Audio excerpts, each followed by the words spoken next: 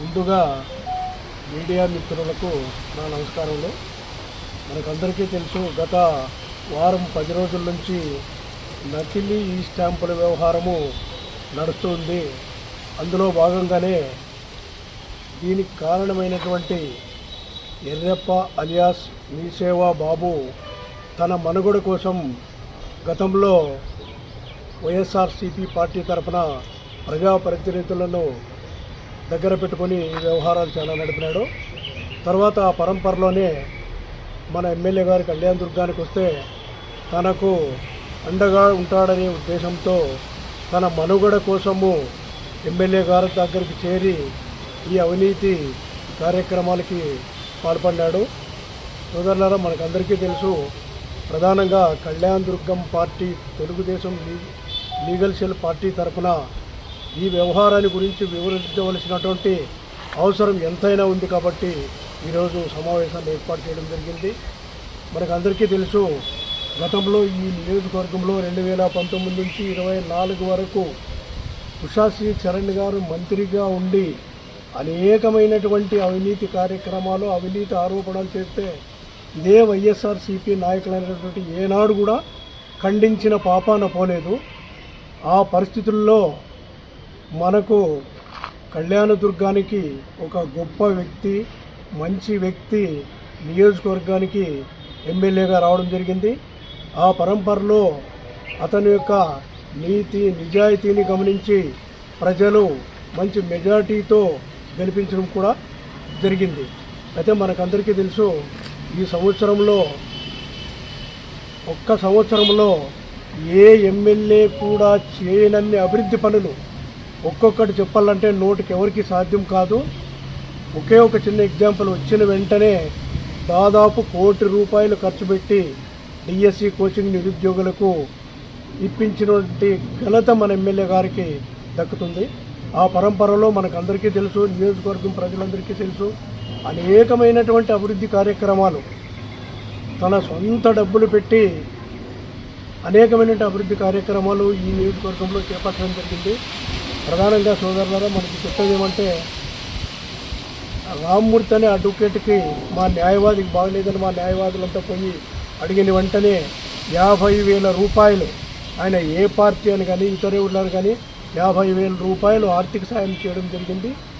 ఆ పరంపరలోనే ఇవాళ మనకందరికీ తెలుసు, ఈ అభివృద్ధిని ఓర్చుకోలేక ఎలాగైనా ఎమ్మెల్యే మీద బురద చెల్లాలనే ఉద్దేశంతో ఈ నకిలీ స్టాంపుల కుంభకోణాన్ని ఎమ్మెల్యే గారి మీద రుద్దాలని అనేక ప్రయత్నాలు చేస్తున్నారు.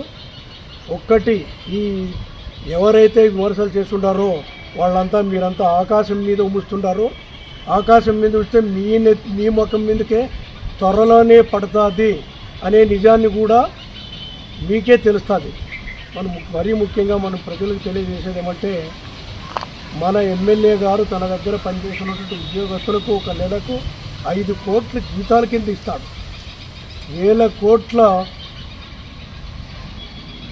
కార్యక్రమాలు, అభివృద్ధి కార్యక్రమాలు చేపట్టడం జరిగింది.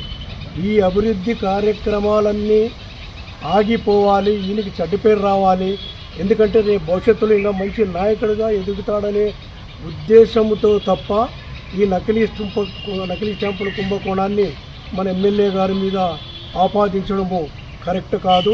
ఇంకొకటి ఏమంటే, ఎవరైతే ఈ అపవాదన ఎమ్మెల్యే గారి మీద ఆపాదిస్తున్నారో వాళ్ళకి స్టాంప్స్ అండ్ రిజిస్ట్రేషన్ యాక్ట్ అని ఒక చట్టం ఉంది. దాని ప్రకారం ఎన్ని స్టాంపులు కొంటారో, ఎంత పర్సెంటేజ్ కడతారనే విషయాన్ని ఆ చట్టం తెలియని వ్యక్తులు ఈరోజు మాట్లాడుతున్నటువంటి మాటలు ఇవన్నీ. కాబట్టి ఎవరైనా కానీ ఎమ్మెల్యే మీద అసత్య ప్రచారాలు, ఈ కుంభకోణంలో అసత్య ప్రచారాలు కానీ ఇతరత్ర ప్రచారాలు కానీ దుర్వినియోగం చేసి ఎమ్మెల్యే గారి మీద బురద చెల్లాలని చూస్తున్నారు. వాళ్ళందరి మీద న్యాయ పోరాటం చేసి న్యాయపరంగా ఎలాంటి చర్యలు తీసుకోవడంలో తప్పనిసరిగా వాళ్ళందరినీ న్యాయ పోరాటం చేసి కోర్టు వరకు లాగుతామని ఈ సందర్భంగా తెలియజేస్తున్నాను. కాబట్టి తాలూకా ప్రజలందరికీ తెలియజేయడం ఏమనంటే, ప్రధానంగా మీరు మన తాలూకా ప్రజలందరూ ఒక్కసారి గమనించండి, మన ఎమ్మెల్యే గారు ఎవరైనా తన దగ్గర ఉన్నటువంటి వాళ్ళ అవినీతికి పాల్పడితే కూడా తన సొంత మనిషిని కూడా క్షమించే వ్యక్తి కాదు. అట్లాంటి వ్యక్తి ఈరోజు అవినీతికి పాల్పడతారని ఈ లేనిపోని వ్యవహారాలు ఈ వైఎస్ఆర్సీపీ వాళ్ళు అభివృద్ధిని చూసి ఓర్వలేక చేస్తున్నటువంటి అసత్య ఆరోపణలు తప్ప దాంట్లో ఏమాత్రం నిజం లేదు. ఒకవేళ నిజమైతే మేము సిద్ధంగా ఉన్నాము. మీరు ఏం ఆధారాలతో పాటు వస్తారో తీసుకొని రండి.